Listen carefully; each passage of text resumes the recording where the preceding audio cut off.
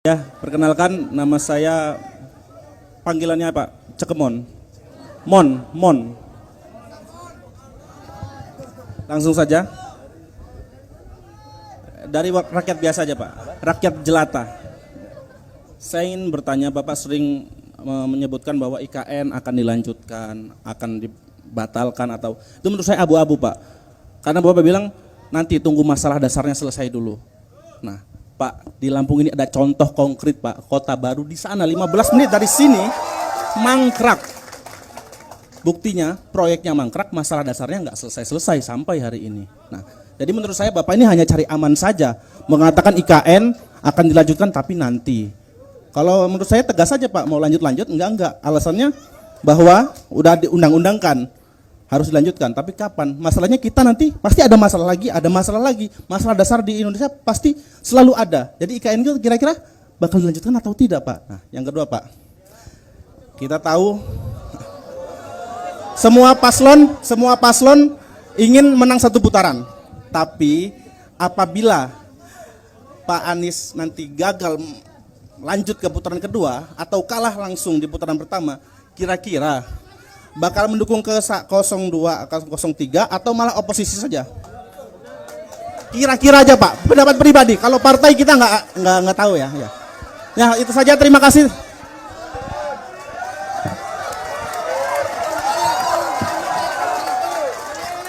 Ya, ini saya tadi sebelum jangan. Kita harus menghormati pilihan, betul tidak? Iya. Bahkan menurut saya, Bung Mon ya panggilannya, Yai Mon ini adalah contoh seorang yang demokratis. Karena dia mau datang sebuah acara dan ketemu pasangan yang bukan yang dia dukung, betul tidak?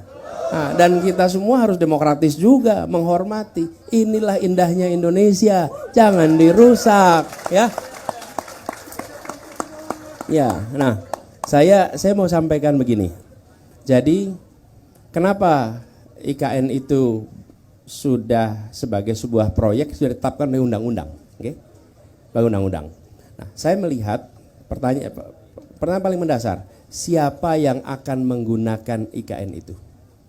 Yang akan menggunakan adalah aparatur negara. Aparatur negara. Dari mulai presiden sama pejabat-pejabat dan pekerja pemerintah pusat. Satu tempat itu. Oke? Ini sama seperti, tadi saya coba cek tapi kok nggak ketemu datanya. Di Lampung misalnya, di Lampung nih. Ada, kalau tidak salah 51% sekolah di Lampung itu statusnya rusak. Rusak berat nih. Sekarang kita punya uang. Uang ini mau kita pakai untuk apa? Memperbaiki sekolah 51% yang rusak berat nih, atau mau dipakai untuk membuat gedung baru bagi dinas pendidikan. Begitu. Jadi bukan soal urusan dasar kita akan selesai, tapi kalau ini bukan urusan dasar, ini problem.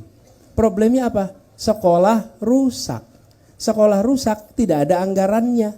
Kenapa? Karena anggarannya dipakai untuk urusan yang lain. Pupuk, subsidi pupuk kita diturunkan kemarin. Nah, sementara petani kita mengeluh soal pupuk. Lah kalau kita alokasikan anggarannya untuk membangun kantor, bagi siapa? Aparat negara. Aparat negara masih bisa bekerja dengan kantor yang sekarang. Nggak ada dampaknya. Oke? Jadi saya menghormati keinginan untuk membangun ibu kota, nggak apa-apa. Oke? Tapi hari ini kita sedang butuh menyelesaikan problem nih. Kalau sekolah rusak, itu berisiko. Oke? Kemudian puskesmas. Kalau tidak salah 40% dari kelurahan kita masih belum punya puskesmas. Jadi kita mau bangun mana? Mau bangun Kementerian Kesehatan yang bagus di Nusantara atau mau bangun puskesmas di seluruh Indonesia? Itu persoalannya Bung Mon. Jadi ini menjadi persoalan yang sudah jadi politis. Kalau politis apa?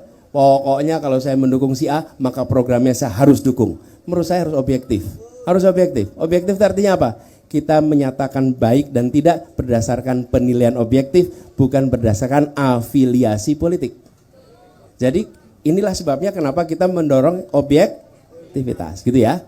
Dan yang kedua tadi soal Oh, saya tidak pernah berencana untuk menang 1 putaran. Oke, kami memang selalu berencana untuk 2 putaran. Dan insya Allah kita masuk ke putaran kedua.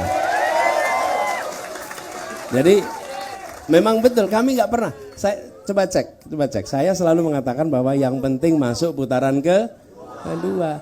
Kenapa? Karena kami udah pengalaman. Kalau banyak orang lain pilkada itu cuma 1 putaran.